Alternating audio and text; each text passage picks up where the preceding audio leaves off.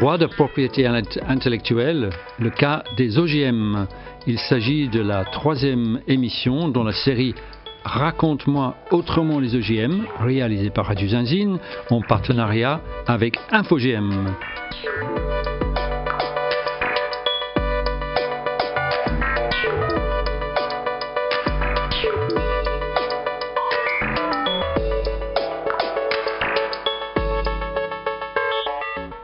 Et voilà, ça fait grand plaisir d'accueillir Denis Meshaka. Bonjour. Bonjour, Nick. Donc, ça fait 1 an, ou un peu plus peut-être, que tu fais partie de l'équipe d'InfoGM. Et aujourd'hui, on va parler un peu de ta spécialité, en quelque sorte, dans le cadre d'InfoGM, qui est donc droit de propriété intellectuelle, les brevets, etc. Mais peut-être tu pourrais te présenter un peu, pour commencer, un peu comment ça se fait que c'est toi qui est responsable, en quelque sorte, pour cet aspect-là.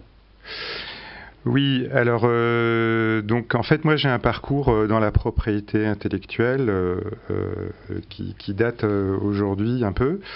Je suis formé en fait à la base en biologie, j'ai fait du droit des brevets et plus largement à la propriété intellectuelle à la fin de mon parcours universitaire. J'ai travaillé dans le domaine pendant un certain nombre d'années dans des cabinets de conseil. Ensuite dans l'industrie, j'ai même passé 3 ans chez Novartis à la fin des années 90. Et puis j'ai enchaîné dans des plus petites sociétés, toujours dans le domaine de la propriété intellectuelle, jusqu'au début des années 2010. J'ai un petit peu enseigné aussi, et puis j'ai été jusqu'à passer les qualifications françaises pour représenter des clients, et partiellement aussi des qualifications européennes. Et puis j'ai arrêté, c'était trop dur et c'était pas mon truc. Oui, en quelque part, voilà. Tu te mettais un peu en question ces histoires dans lesquelles tu as été impliqué depuis pas mal de temps, c'est ça ?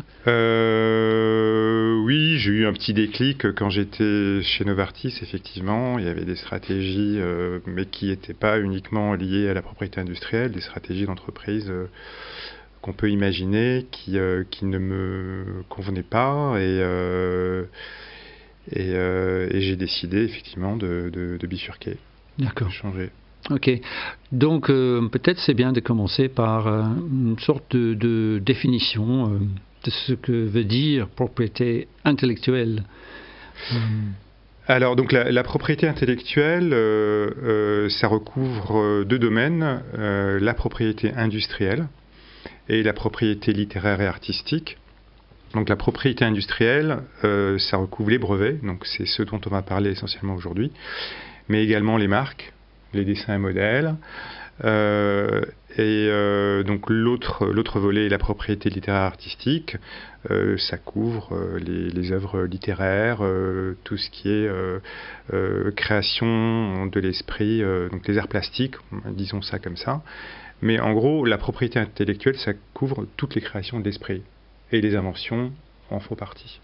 D'accord. Et donc, j'imagine qu'il y a des mécanismes, des procédures, aussi des institutions ou des organismes qui doivent contrôler tout ça. On doit quand même présenter quelque chose qu'on veut réclamer ou revendiquer une sorte de propriété intellectuelle. Comment ça fonctionne, ça ? Oui, alors donc en France, on a l'INPI, que beaucoup de gens connaissent.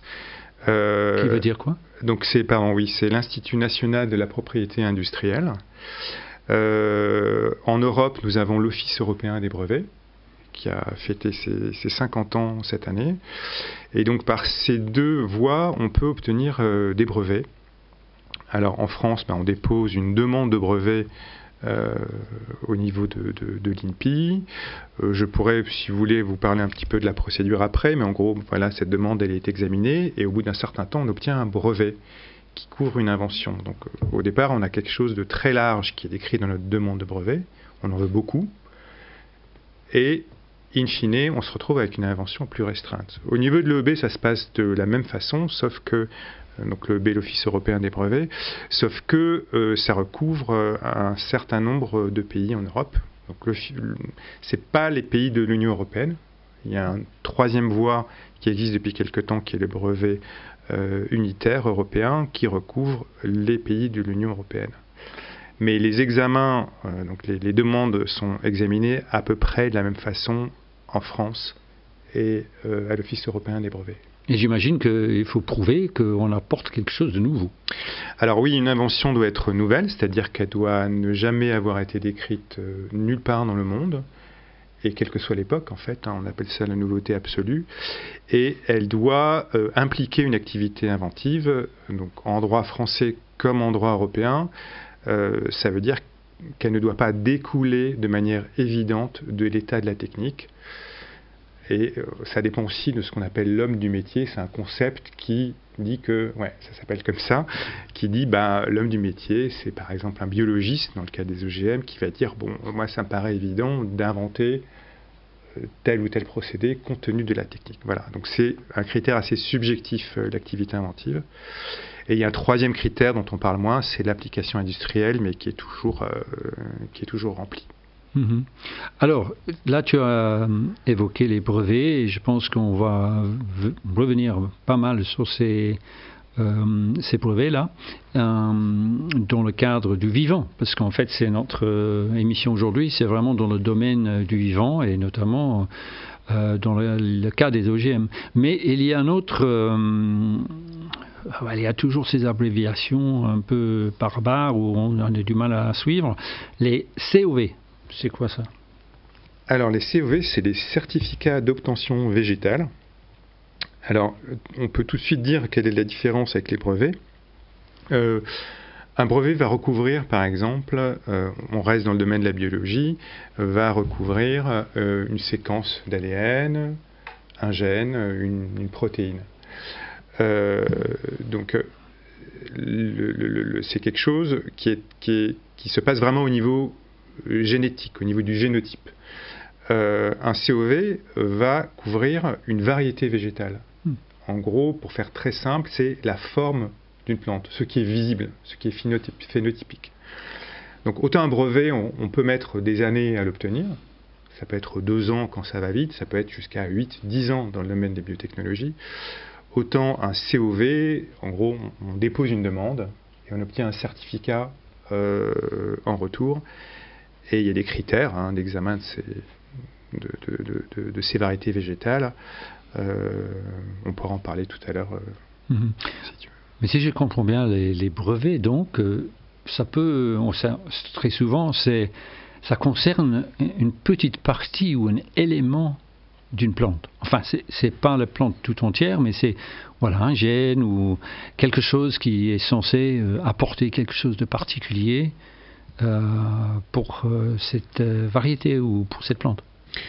Oui, alors en fait un brevet peut être délivré également sur une plante. Un brevet en fait c'est fait en 2 parties. Il y a une partie du document, c'est un document, un brevet, on va décrire l'invention, et une partie du brevet qui va dire voilà ce qu'est l'invention. Ça s'appelle une revendication.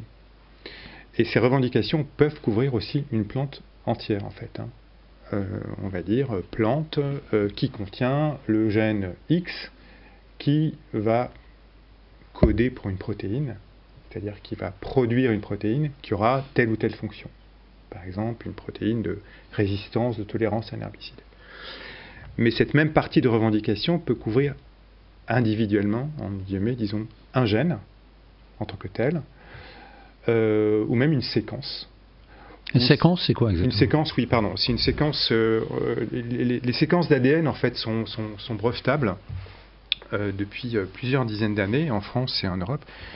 C'est une séquence d'ADN. L'ADN est constitué de 4 sous-produits.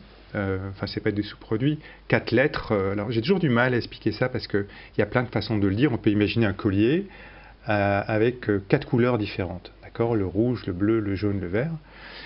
Et chaque boule de ce collier au niveau de l'ADN, on appelle ça une base. Et si on ordonne ces boules d'une certaine façon, mais il faut compter des centaines, des milliers de boules, on obtient une séquence de couleurs différentes, on va dire. Et cette séquence peut être transcrite en protéines. Et donc, on peut, aujourd'hui, protéger une séquence d'ADN. Alors, c'est quelque chose qui nous paraît abstrait, parce qu'on se dit, c'est juste une séquence, en fait. Mais l'Office européen des brevets, et les Américains aussi, ont considéré que, il faut voir ça comme une molécule chimique, en fait. D'accord ? Ce qui est le cas, en fait, parce que c'est une suite de monomères, c'est des composés chimiques. Donc, on voit ça comme une molécule chimique, et on estime que c'est brevetable. Mais ça veut dire qu'il y a aussi tout un système, un mécanisme, j'imagine, pour contrôler, je sais pas, des gens, des industries, des entreprises plutôt un peu industrielles, l'agriculture industrielle par exemple, ou à la grande échelle, qui pourrait être en train d'utiliser quelque chose qui est breveté, et en le sachant ou pas, mais je veux dire, j'imagine que ça ne suffit pas simplement de dire qu'il y a un brevet, il y a une sorte de contrôle pour éviter que d'autres personnes utilisent ce brevet sans peut-être payer les droits ou je ne sais pas quoi. Oui. En fait, il n'y a pas énormément de cas en France, mais techniquement, oui, quelqu'un qui détient des droits sur une invention, donc ça s'appelle un breveté, ça se dit aussi comme ça, peut poursuivre en contrefaçon tout tiers qu'il estime avoir copié l'invention.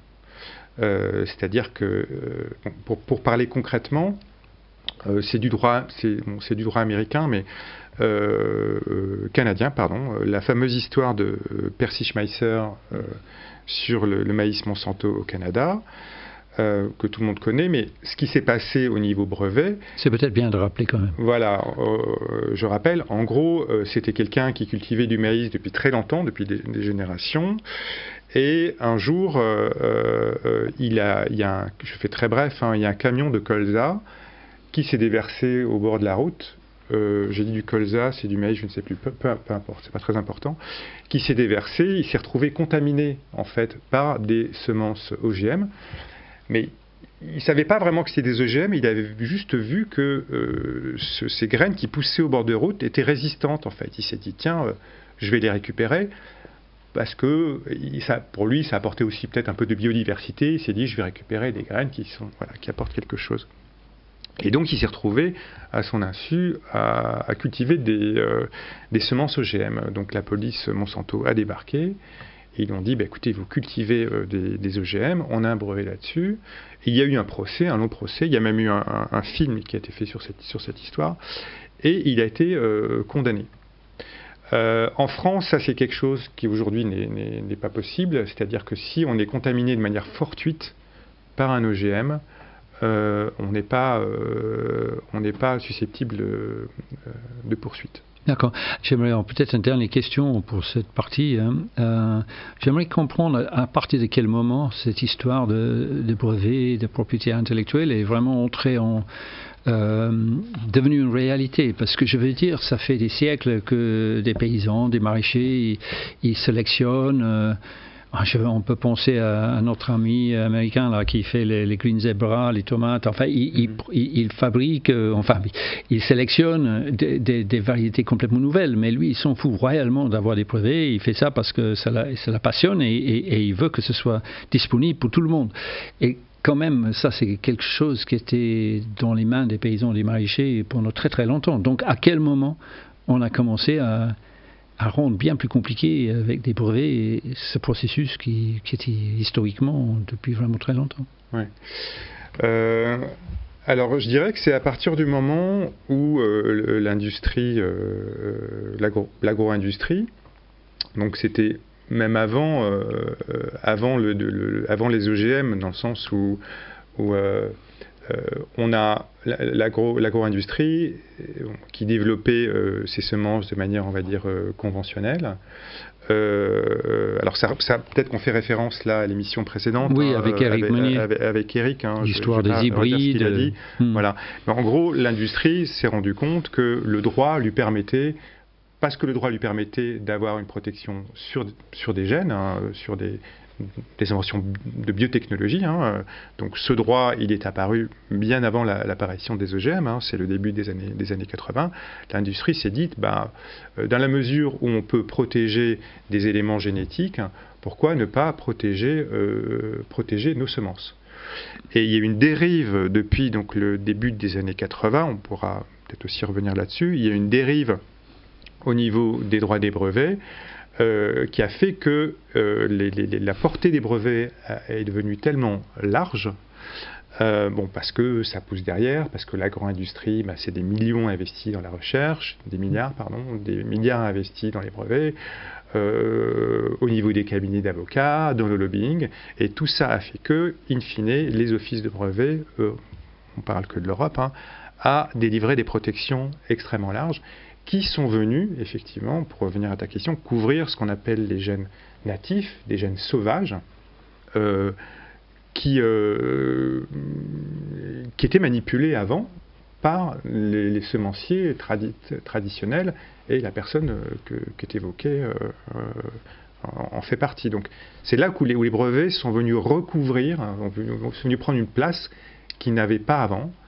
Et ça, c'est une opportunité. Enfin, je n'étais pas dans la tête des industriels à l'époque, mais c'est une opportunité, je pense, que l'industrie s'est donnée en disant on peut protéger les gènes, pour faire vite, protégeons aussi nos semences. Et donc, ça a dérivé jusqu'à protéger la nature, un accaparement de la nature. D'accord, mais on va faire une petite pause musicale et on continue après.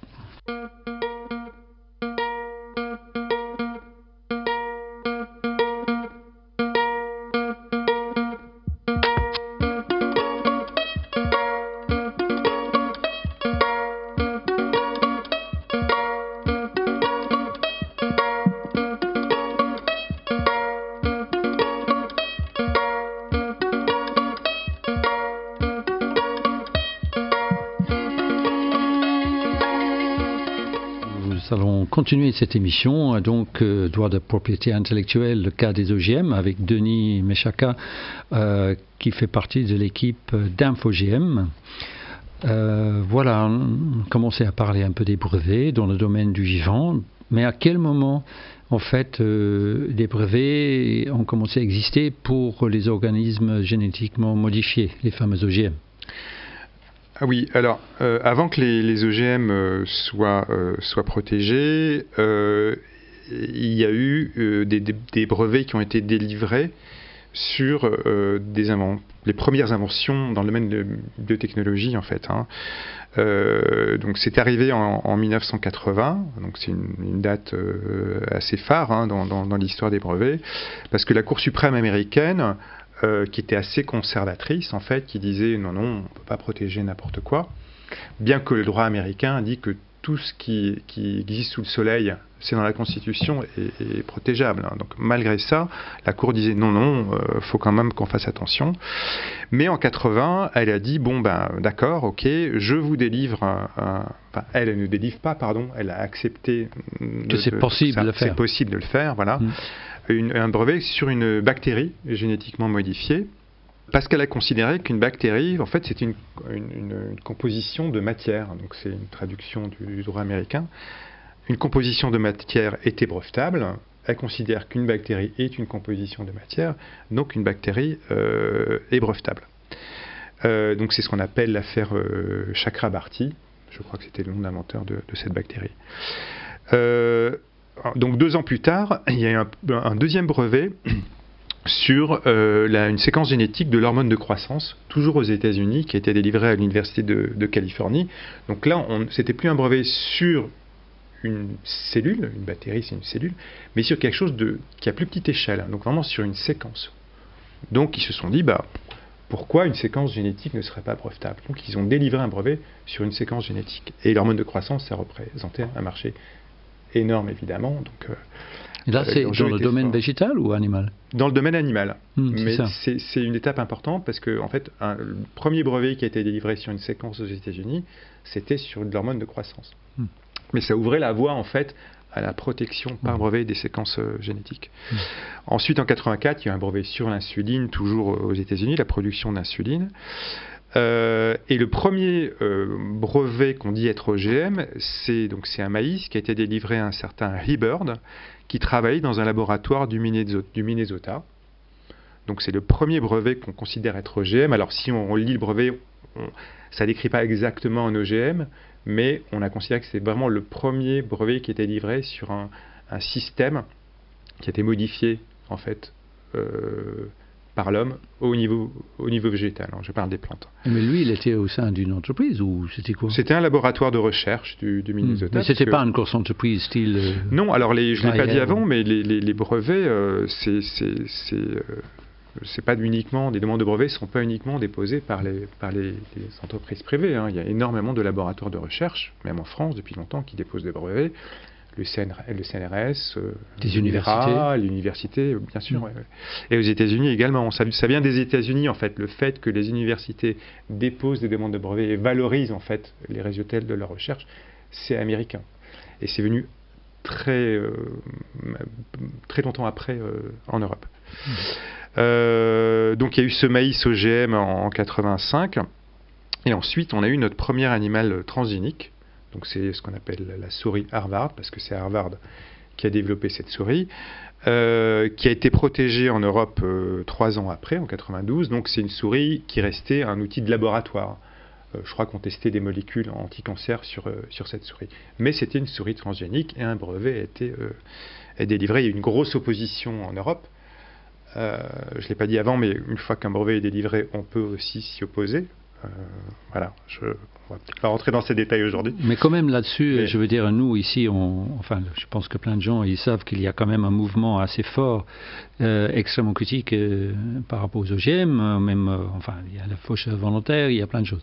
Mais aux États-Unis, est-ce que ces premières phases-là, où il y a les premières OGM qui se créent, est-ce que ça s'est passé comme ça, sans opposition, ou il y avait quand même... Alors malheureusement, je ne connais pas bien l'histoire de la mobilisation anti-brevet aux États-Unis. Je sais qu'il y a une association assez importante, dont j'oublie le nom, mais qui a été dirigée par un monsieur dont on n'oublie pas le nom, qui s'appelle James Love, qui a créé cette association, je crois que c'était dans les années 80, qui s'appelle Patent Hub ou un truc comme ça, qui lui a énormément milité, mais qui a beaucoup écrit. Mais il n'y a pas, j'en sais rien, il n'y a pas d'équivalent à ma connaissance de ce qu'on a en Europe, qui est No Patent on Seeds, qui est cette coalition européenne. Patent, qui est donc le mot anglais no pour patent brevet. On seed, voilà, le mot pas anglais de brevet pas de brevet sur les semences, et qui s'oppose à pas mal de brevets européens en utilisant un argument qui est très intéressant, qui ne fait pas du tout l'unanimité. Peut-être qu'on en parlera plus tard. Voilà, c'est autour du principe de mutagénèse aléatoire.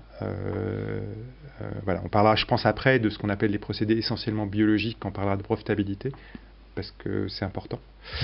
Non, mais aux États-Unis, je ne sais pas s'il y a eu un tel mouvement. Donc, comment tu as imaginé suivre, tu parles un peu de l'impact sur la filière.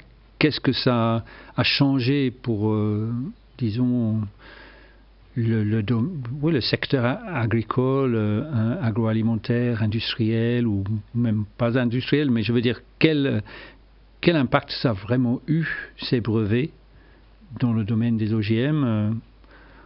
Ça a transformé vraiment en profondeur le secteur agricole, ou seulement dans certains domaines, ou comment? Alors, je pense que c'est important quand même juste de poursuivre sur deux dates historiques. Je vais t'expliquer pourquoi, parce que ça va répondre en partie à ta question. C'est que il y a une directive européenne en 99 qui disait que un brevet peut englober les variétés végétales, mais en couvrant un certain trait particulier, c'est-à-dire une résistance une tolérance à un herbicide. Et donc, on s'est posé aussi la question parce qu'il y a des variétés dans la nature qui peuvent aussi avoir ces tolérances-là. Donc il y a une discussion qui s'est créée autour de qu'est-ce qui était brevetable, qu'est-ce qui n'était pas. Est-ce que lorsqu'on on met en œuvre que des étapes biologiques, essentiellement biologiques, est-ce que on peut obtenir un brevet quand même ou pas? Et donc il y a eu, ça s'appelle la grande chambre de recours de l'Office européen des brevets, qui est un peu la cour de cassation chez nous en France, qui dit est-ce que le droit est bien appliqué ou pas, qui a dit, bon écoutez, c'est des fameuses affaires, c'est passé dans la presse généraliste, hein, de la tomate, du poivron, du brocoli, voilà. Donc elle s'est prononcée là-dessus, et ça a duré pas mal d'années, mais en gros elle a dit, elle a défini ce que c'était un procédé essentiellement biologique, en disant que ce qui est obtenu par un procédé essentiellement biologique n'est pas brevetable, et qu'un procédé essentiellement biologique en tant que tel n'est pas brevetable. Et à ce moment-là, on s'est dit, bon ben, finalement, c'était censé protéger les semenciers traditionnels, les agriculteurs qui faisaient leur job habituel. Et en fait, on s'est rendu compte aujourd'hui que les brevets sont malgré tout d'une telle portée que ça recouvre les activités des agriculteurs qui manipulent ces semences depuis toujours de manière traditionnelle. Et donc, ça veut dire que ils ont pu avoir des problèmes, ou ils avaient moins la possibilité de continuer comme avant. Alors, sur ta question, c'était quel est l'impact. Donc, l'impact, c'est que, en fait, aujourd'hui, il y a en gros 5 multinationales, hein, c'est Corteva, BASF, Bayer, donc Bayer, c'est Bayer Monsanto, et Syngenta, bien sûr, qui ont des droits sur la plupart des traits utiles dans les végétaux.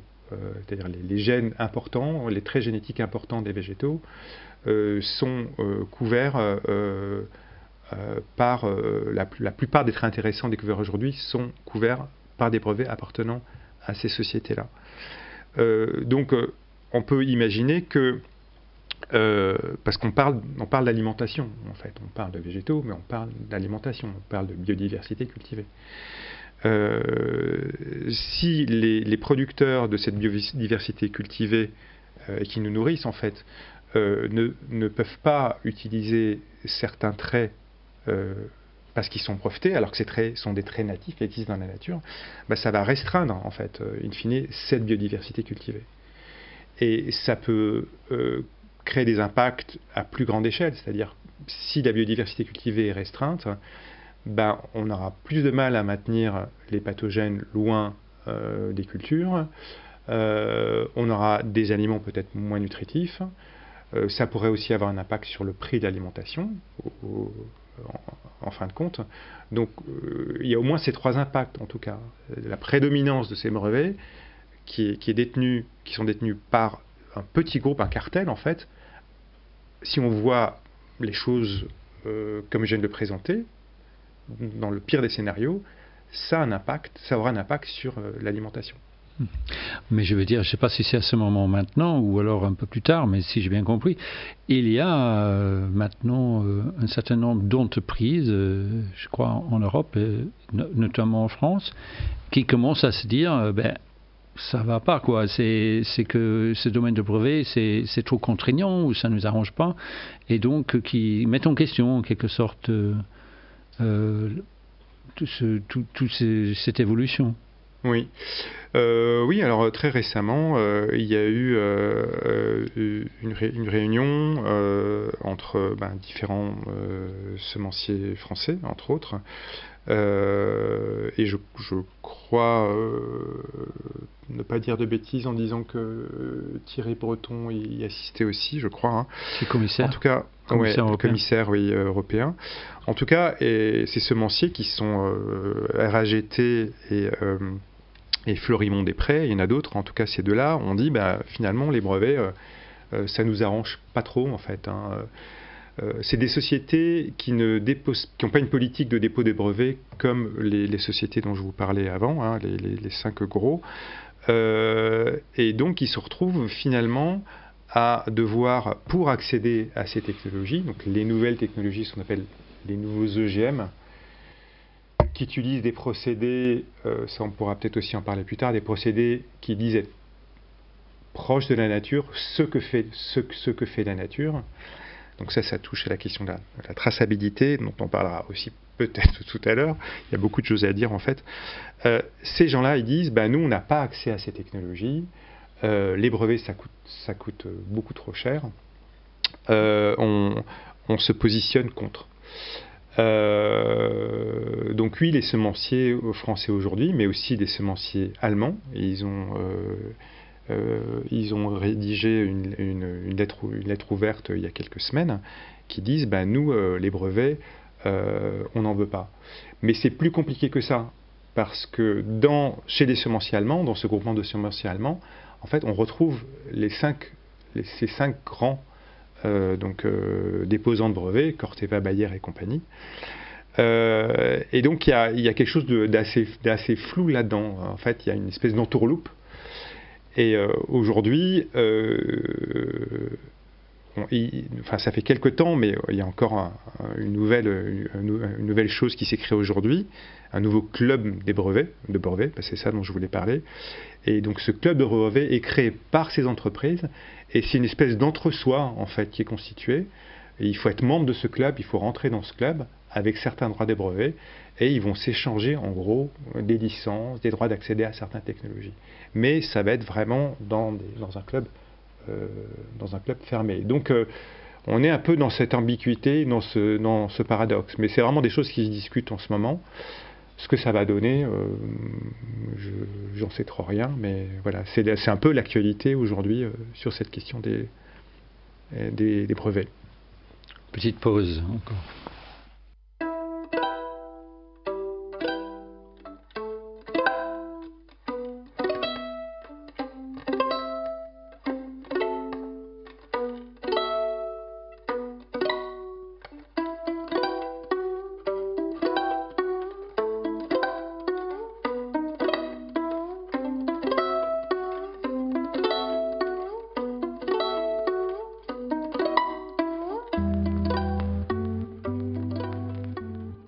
Nous sommes toujours avec Denis Méchaca d'InfoGM, donc dans cette troisième émission, dans la série Raconte-moi autrement les OGM, que donc Radio Zinzine a démarré il y a quelque temps en partenariat avec InfoGM.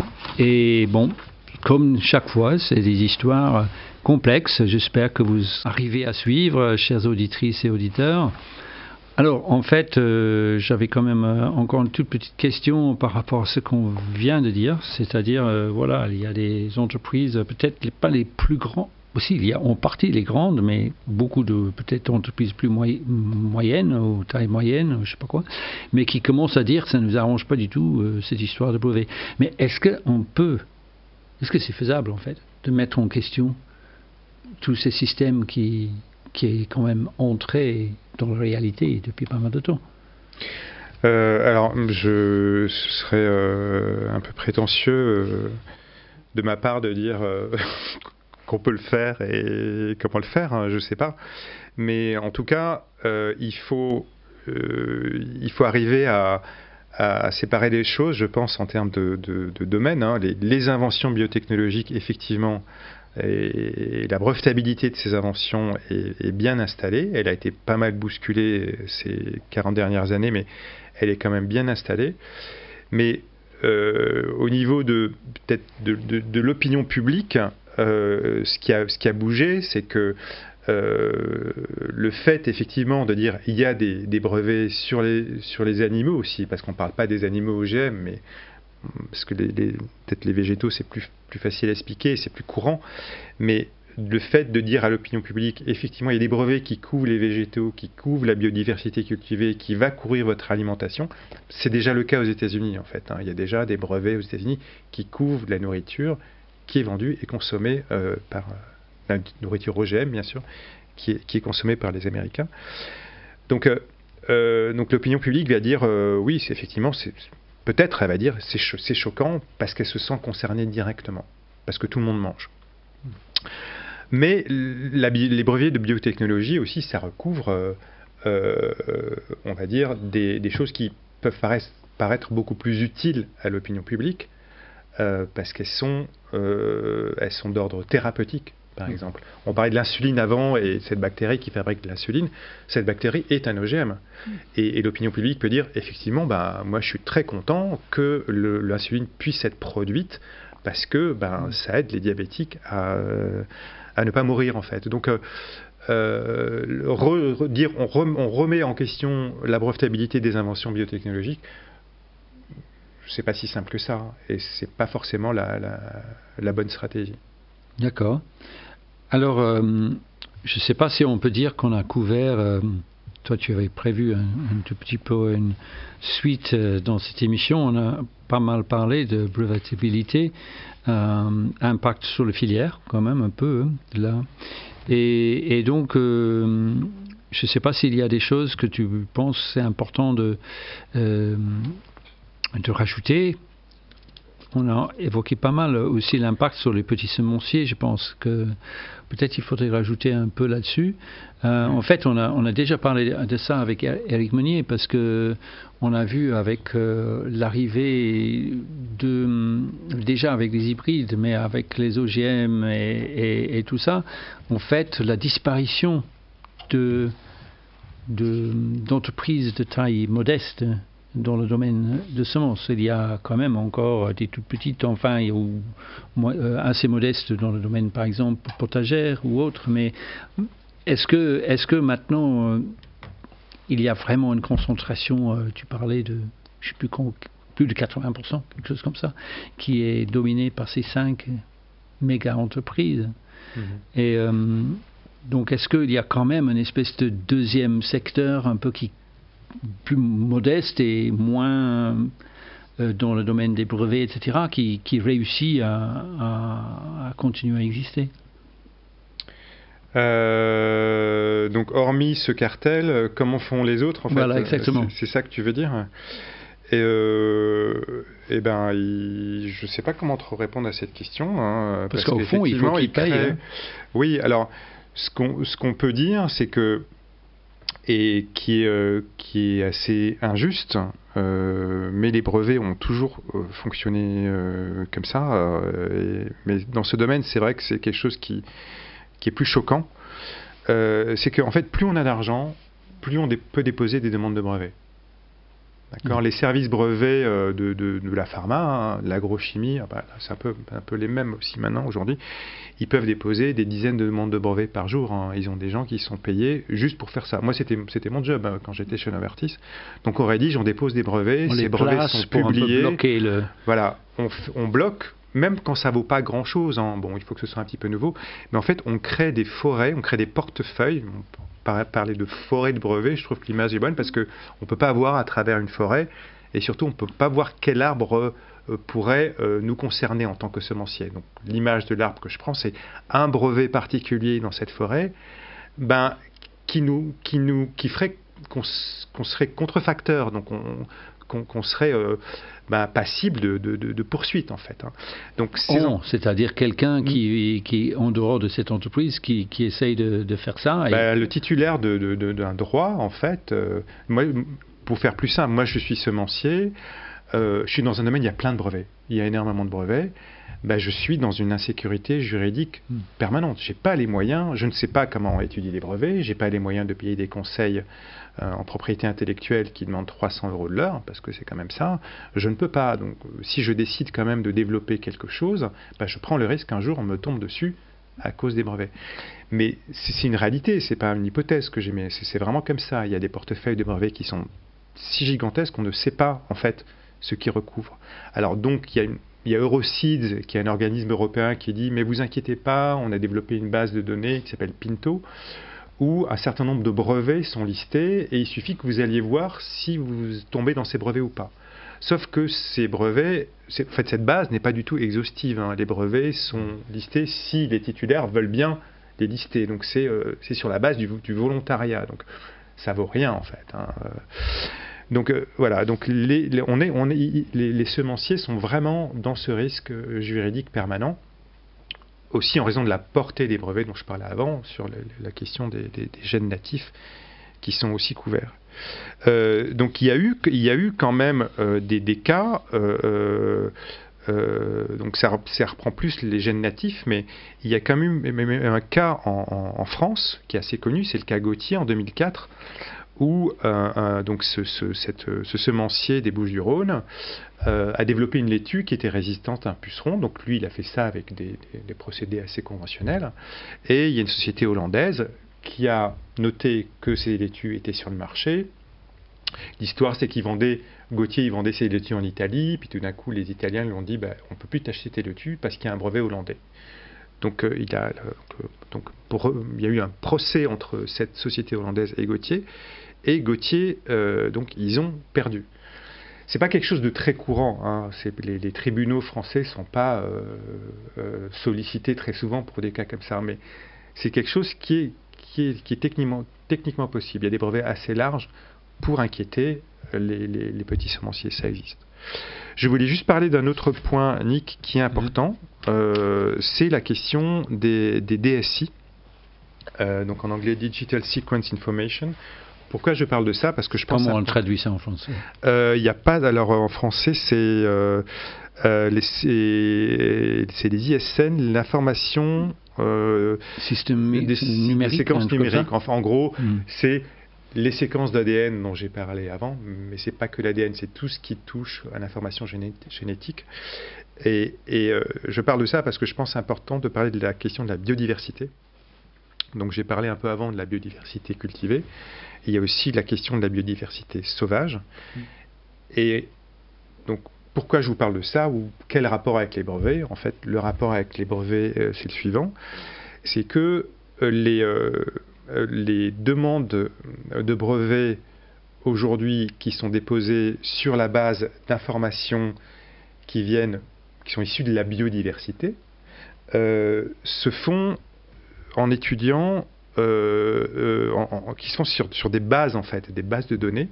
Donc imaginons qu'on a une base de données qui contient un certain nombre d'informations génétiques et une autre base de données qui contient des informations sur les caractères génétiques, les traits des plantes.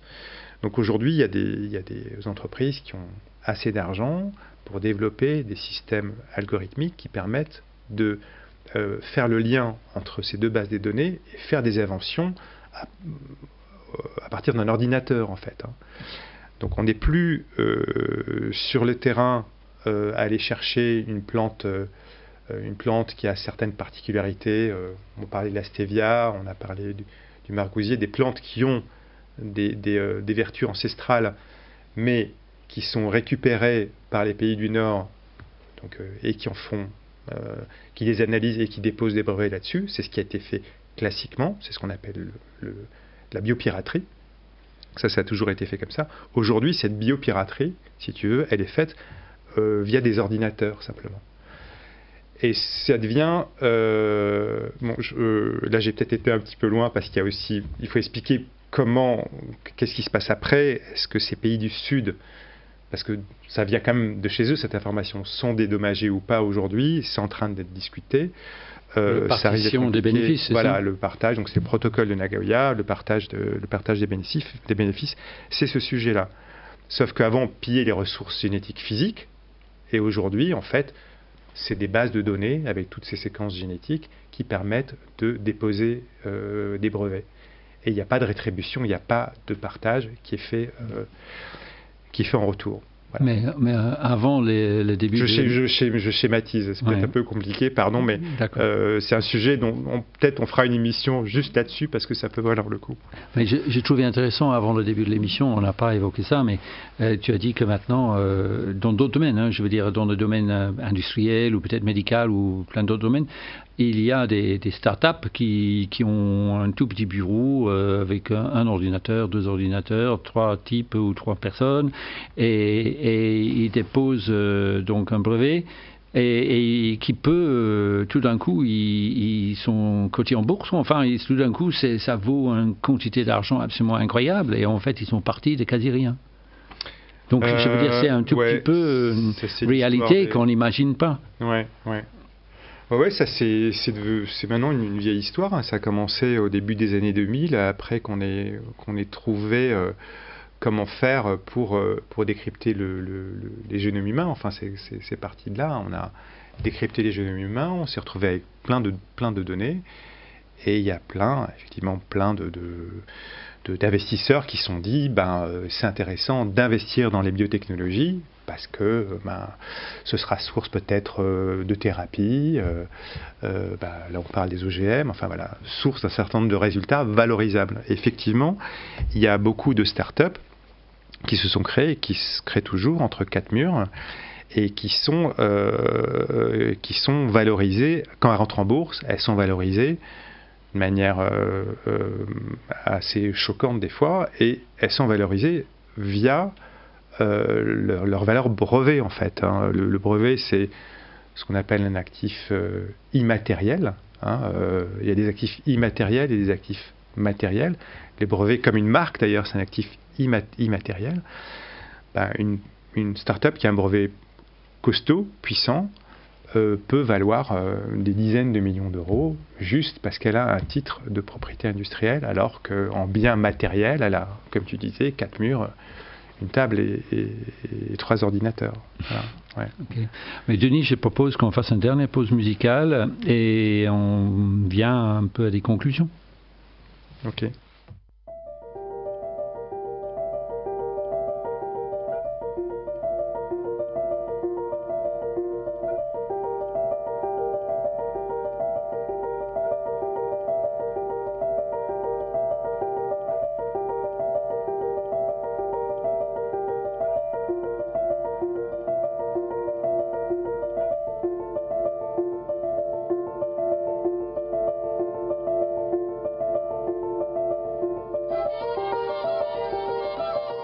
Voilà, donc on va bientôt terminer cette émission avec Denis Mécharka, donc sur les droits de propriété intellectuelle et le cas des OGM, toujours dans la série d'émissions réalisées par Radio Zinzine en partenariat avec InfoGM, donc qui s'appelle Raconte-moi autrement les OGM. Alors, après tout ça, complexe, inquiétant, je pense, souvent, pour des auditrices, des auditeurs qui entendent tout ça. Ce serait intéressant peut-être d'évoquer le rôle d'InfoGM dans tout ça, qui est peut-être plutôt, notamment, surtout dans l'information, de suivi de l'évolution. Je me rappelle de Charlotte qui a parlé dans la toute première émission qu'elle, son job un peu chez vous, c'est juste de suivre l'évolution au niveau européen, aussi dans les procès, ou enfin tous les différents domaines, mais comment on peut réagir des gens qui se sont concernés, qui écoutent cette émission, je ne sais pas. Oui, alors tu l'as rappelé, effectivement, InfoGM, c'est un journal. Notre activité, on l'a définie, on aime bien la définir comme une activité de veille. On se sent des fois aussi un peu lanceur d'alerte. D'ailleurs, on l'est. On prélève du colza, on l'a fait cette année, du colza OGM sur les porcs. On informe, on forme aussi, on fait un certain nombre de prestations dans les facs d'agro pour expliquer l'histoire des OGM. On peut aussi parler de brevetabilité et des tas d'autres choses. On s'implique aussi dans des consortiums européens autour de la thématique des semences. On essaye de ramener de l'information de ces réunions-là. Après, moi, ce que je veux dire, c'est que je pense que l'enjeu aujourd'hui, au niveau, donc vraiment ce qui concerne absolument tout le monde, c'est ce qu'on va avoir, on l'a pas encore, très très peu, mais ce qu'on risque d'avoir dans nos assiettes. C'est vraiment ce qui se passe aujourd'hui au niveau de l'Union européenne, donc ce qu'on appelle les nouveaux OGM. On en a parlé à l'émission d'avant, et qui vont peut-être débouler dans nos assiettes parce que ils risquent d'être déréglementés, et cette déréglementation va faire en sorte qu'on ne saura pas qu'on achètera des produits qui contiennent des OGM, je schématise. La question d'étiquetage. La question de l'étiquetage, et ça, je pense qu'il faut vraiment que tout le monde en soit conscient, parce que c'est pas tellement relayé, je crois, par la presse généraliste, je le vois pas trop. Donc InfoGM vraiment lâche pas du tout le morceau.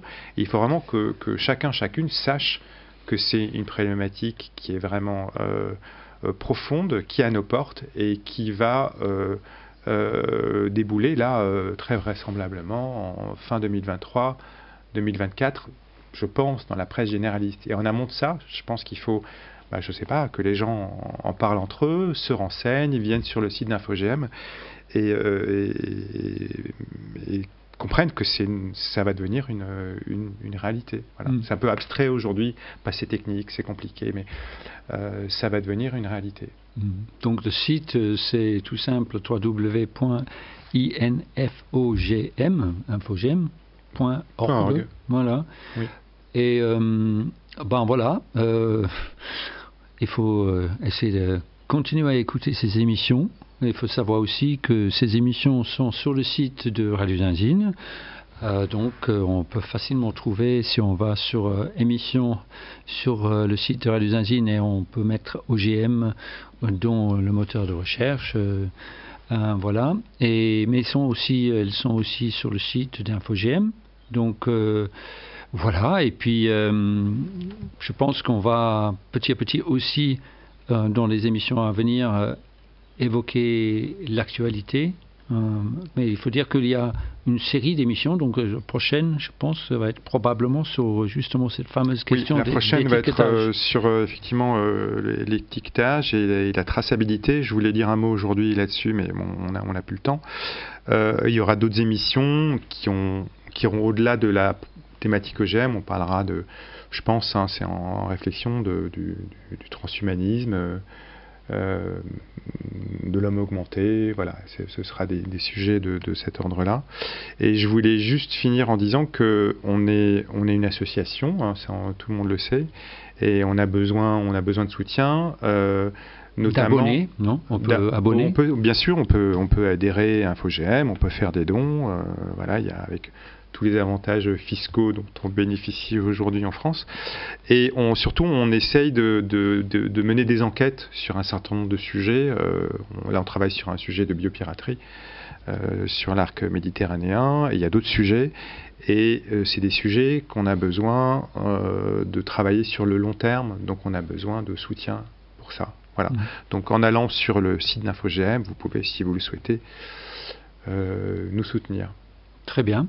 Et je crois qu'il y a aussi un cercle de personnes qui vous aident, enfin peut-être qui ont des compétences ou de relecture. Je ne sais pas si parfois il y a des possibilités d'apporter ce genre de soutien. Oui, alors on a effectivement un comité de relecture. Une partie de ce comité, c'est notre conseil d'administration. Puis il y a des relecteurs extérieurs de la Confédération paysanne, de la Via Campesina et d'autres structures du réseau Semences Paysannes.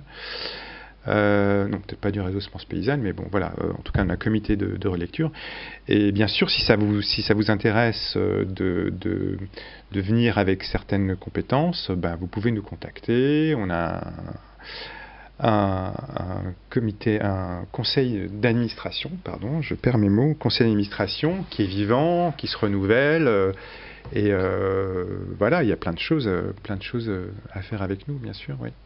Mais merci Denis pour tout ça, et merci Martina qui a fait la technique pour cette émission.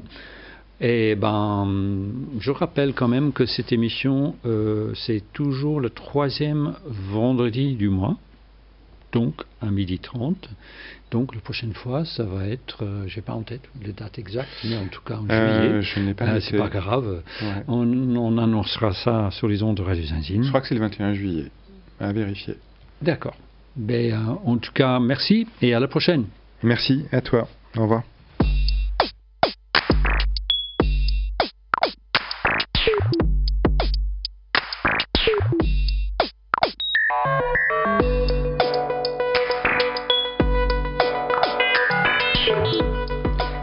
C'était Droit de propriété intellectuelle, le cas des OGM. La 3e émission dans la série Raconte-moi autrement les OGM, donc réalisée par Radio Zinzine, en partenariat avec InfoGM, aujourd'hui donc avec Denis Méchaka.